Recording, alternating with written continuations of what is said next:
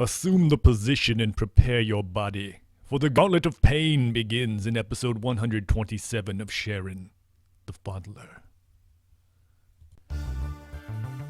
Welcome back, my fellow rogues. My name is Doofy. My sign is Do. My number is 81. For I am in the final 2 decades of my life in Phase Final Puzzle. I crafted ridiculously overpowered weapons, a monster scroll. Definitely not gonna use that. I crafted super overpowered weapons and so it begins. Last episode, but I'm still a little worried because I only have 1 Cairo. And on these next few floors, these cloud hermits can cast their strange spells anywhere on the entire floor. So if it takes you a long time to find the stairs, and you take a lot of damage, then you can obviously run through your Kairos super fast. So I have some backups. I think I have a dead soldier meat, or evil soldier meat. Some kind of meat that'll let me resurrect beyond my 2 revival herbs. I have victory herbs out the wazoo, but even with all of those backups, there is a chance that if I dilly-dally, I will run through them all and die right at the end. Ugh. I think I said before it's important that you track down these guys and kill them. So I'm getting, there he is. Finally. All it takes is like 2 or 3 of them on the other side of the map and they keep running away from you. I'm already pretty low. Got a Cairo. I think I have a restorative herb somewhere. Let me see. Oh, there it is. Alright, might as well get rid of that. Already running through my healing items. Oh, not what I need. I remember the first time I ever made it this deep in Phase Final Puzzle. I was all excited. I was like, I'm finally gonna do it. I'm gonna make it. And that was back when I just played it straight through. You know, I just sit down and play an entire run. So it's probably been, I don't know, 4 hours of me playing the game. So my hands are just shaking and you're so excited. Like, it's finally gonna happen. It's kind of like losing your virginity, beating Phase Final Puzzle the first time. You're like, is this finally gonna happen? You're all super nervous. And I choked on the home stretch. I had it and I died on this very last gauntlet of damage because I was not prepared. Because the game had been training me that, you know, Kairos are not that big a deal anymore. Who needs Kairos? You got tons of awesome equipment. And then the game suddenly at the end of this dungeon is like, oh, guess what? You might need some Kairos. I love how the game switches things up on you. Anyway, I choked at the end of that run. So it took me a few more runs to finally make it through. I need to be careful about taking damage that's unnecessary. I'm going to try to kill some of these guys, but I don't know. If I start getting a little low in HP, I don't know. I think I should just use my postpones. I got tons of postpones. There's no point in lowering my HP needlessly. So my strategy, in case it wasn't incredibly obvious, is I'm just going to postpone and switch my way through these last few floors as quickly as possible so that the Cloud Hermits don't drain all my HP. Go ahead and postpone you.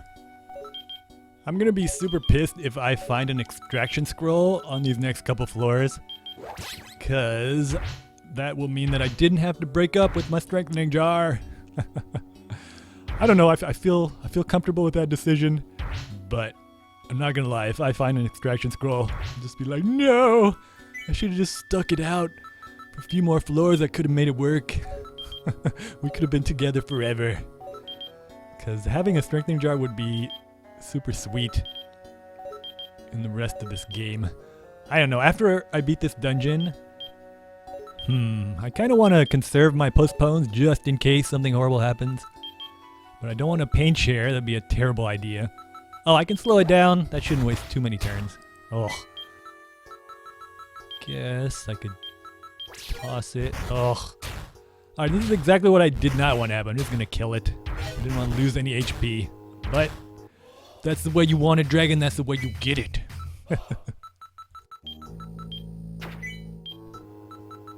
Anyway, my plan is, after I beat this dungeon, and this will be the winning run. Do you hear me, Shiren gods? Nothing can stop me now. Stumble trap, eh? I don't want to go all the way around. I'm just going to walk on it. Yeah. After I beat this dungeon, my plan is to take the winning equipment and just run through all the other dungeons, because you're allowed to bring equipment into those dungeons. And it'll just kind of be like a victory lap.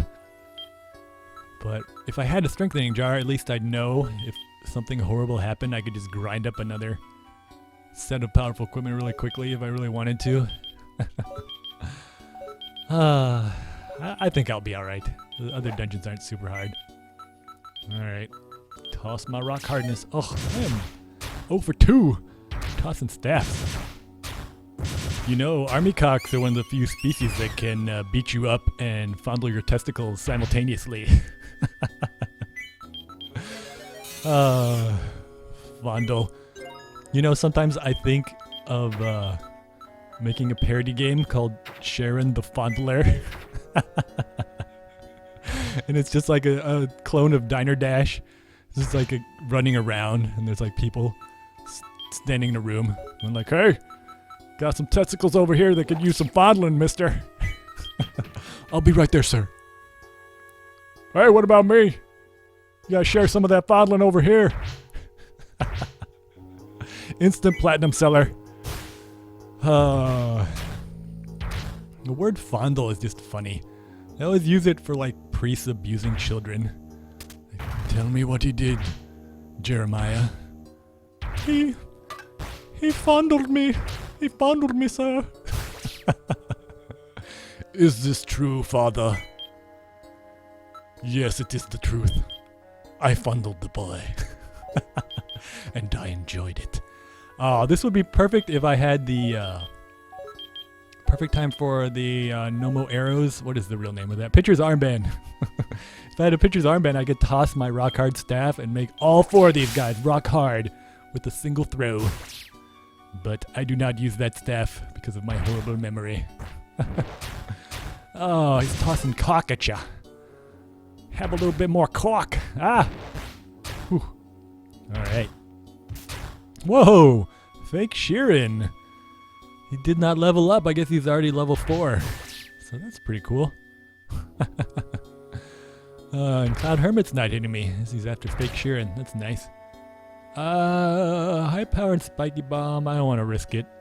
That would be hilarious. I go down to 1 HP and then the strange spell kills me that turn. Not gonna happen to Doofy Doo. I'm just gonna let the... Oh, here it comes. I think I'm just gonna paralyze it and leave it there. I know it's dangerous on the floor with roid kitties, but... Huh. Is this a real item? I don't remember this being here. Rice ball scroll? Who cares? I don't need rice balls. I've got enough fullness to make it to the end of the entire... Oh. And it doesn't really matter. It's getting me through even faster. Oh. Oh. Alright. This is very dangerous. If I did not have a revival herb, I don't know what. I think I would just like eat a victory herb immediately. Because there could be really high powered dragons in here. And if like 3 or 4 of them breathe fire in one turn, you can take like over 100 HP damage easily in one turn. I think I'm going to swing my sword and try to take out these dragons because my sword is pretty powerful. I think I can one-hit a lot of these guys. The guy ahead of me though is pretty high powered. Like, look at that. 40. If 3 of those guys breathe fire in one turn, it would be ugly. Alright, postpone this guy.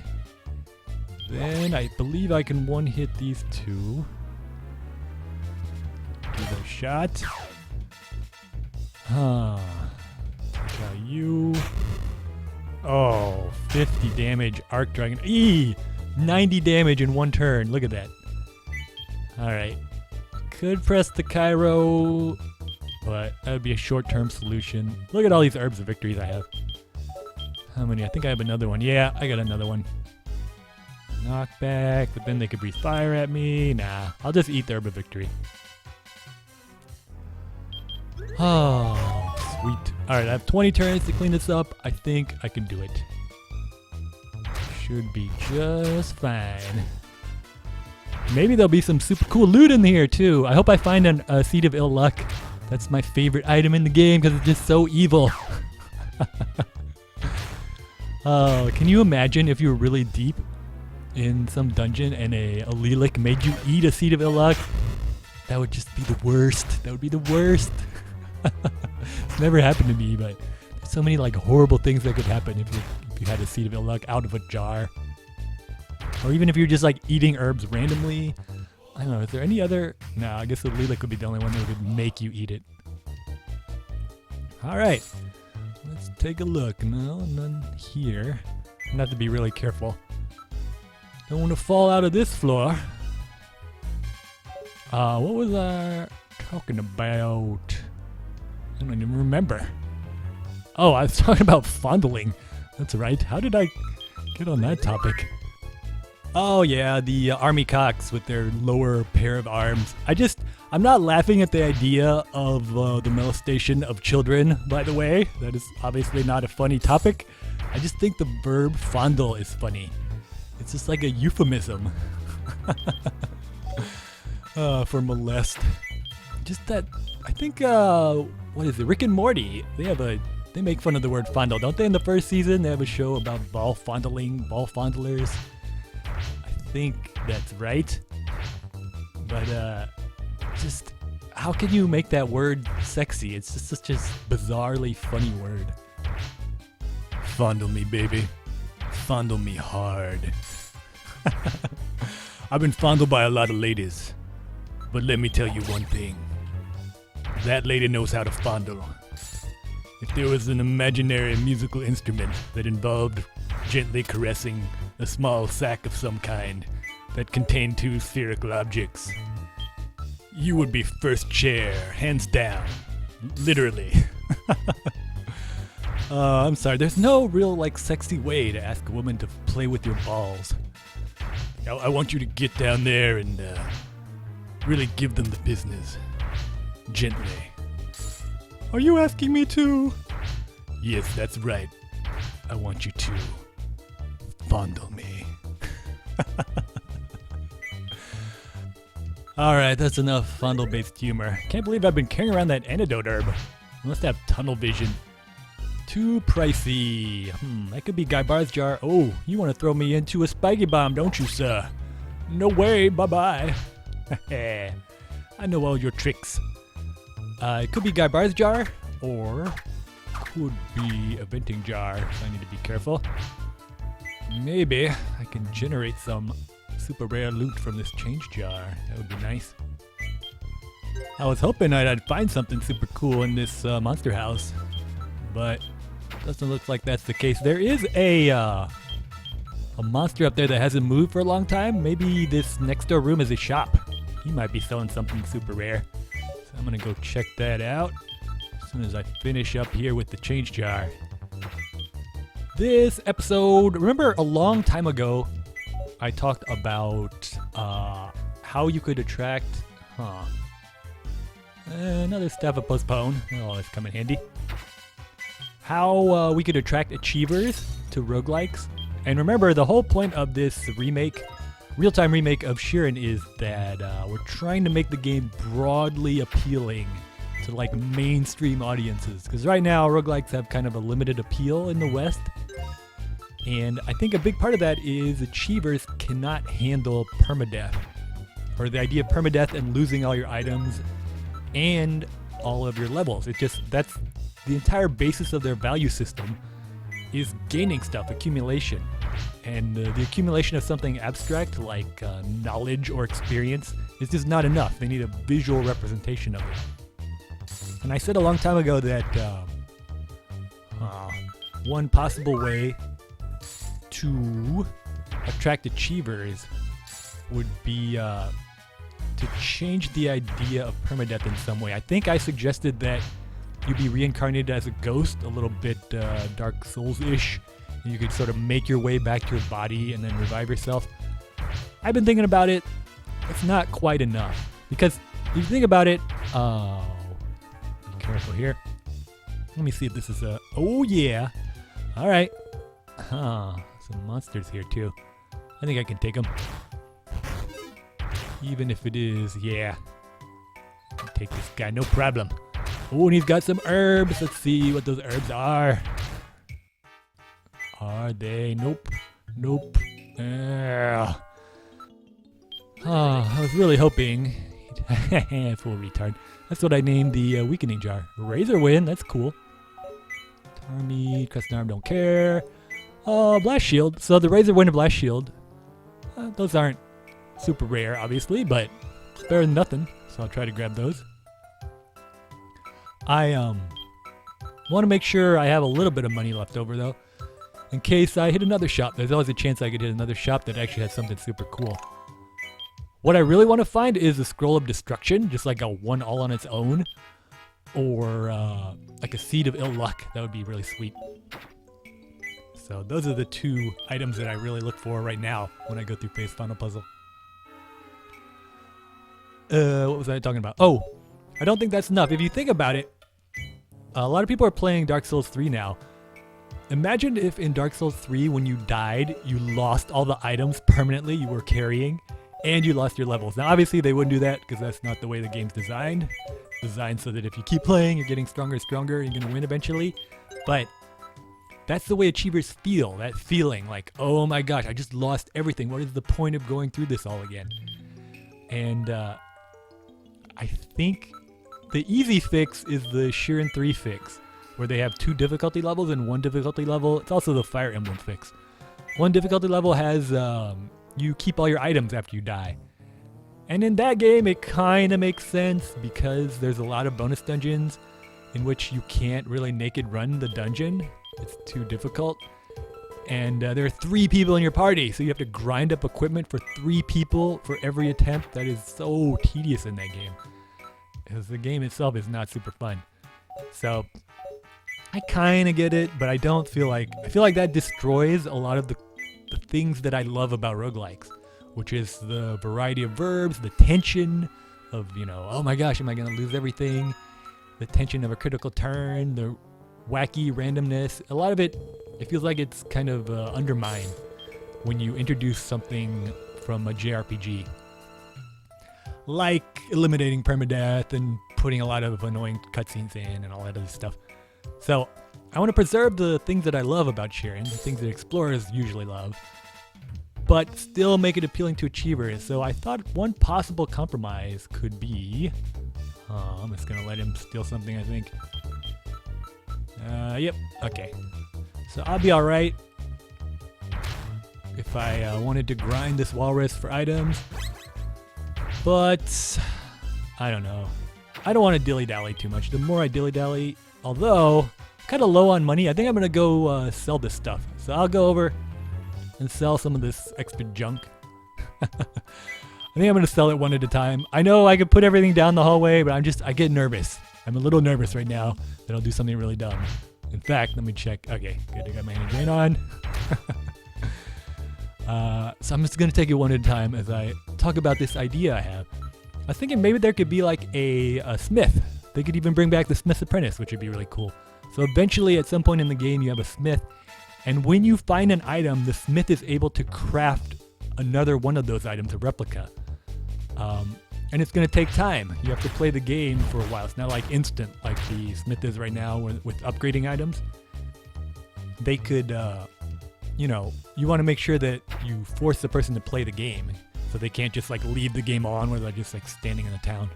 But as you play the game, the smith eventually is going to be able to craft anything you have found. You just tell them to.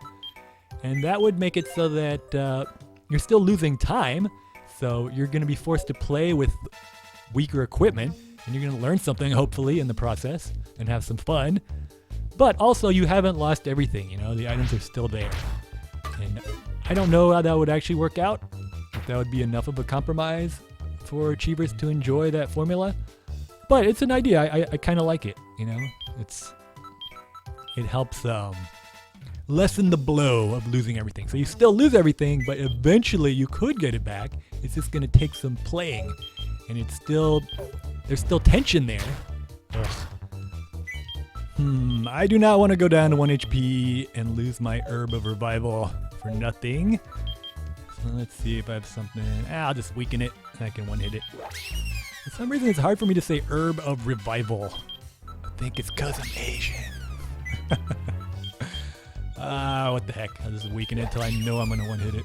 It's probably overkill, but 113, yeah, definitely overkill. But yeah, I don't know. What do you think of that smith idea? And then as you played the game more and got more experience, maybe the smith could be able to craft items more quickly, so that there's a sense. Really, what achievers need is a sense of progression, a sense that they're getting stronger. And I feel like that would go a long way to decreasing the sting of permadeath. Just them knowing that, yeah, I lost this super cool item, but I can always get it back. The smith can make me another one. And I don't know, maybe there would be some items that are like incredibly rare where that can't happen, but at least in the beginning of the game, I feel like that would at least get them to accept the formula a little more easily. Alright, that was my first idea. Oh, another one. I'll just let him follow me around. I'm going to go ahead and go to the next floor and save, but next episode I'll talk about the museum shop. That is kind of a tribute to the very first Mystery Dungeon game with Tornico. He was just gathering items in the dungeon to sell at his shop. So we'll discuss that next time on Sharin the Fondler. I'll see you next week. Bye-bye.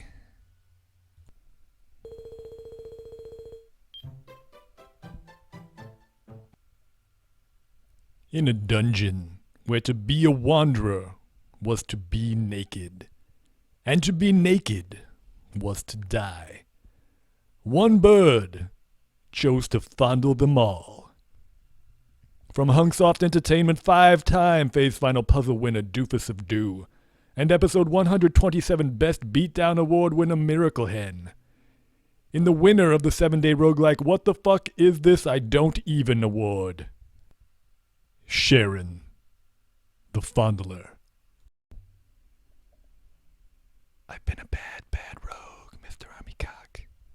Get down there and really give them the business.